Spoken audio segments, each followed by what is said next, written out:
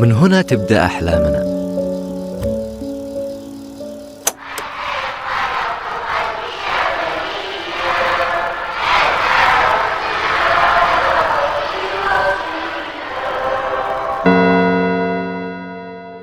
كنا 3 أصحاب نضحك ونخطط ونقول يوم من الأيام بنغير الدنيا.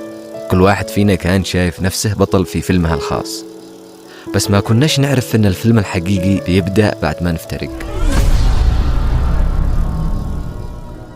هذا عبد المجيد، أكثر واحد فينا كان يحلم يطلع ويسافر الخارج ويشوف العالم، وفعلا قدر يسافر روسيا وبدأ من هناك يبني طريقه.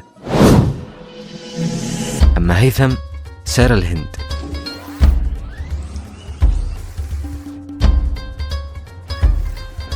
كان دايما يقول اشتي أتعلم عشان أرجع أبني بلدي،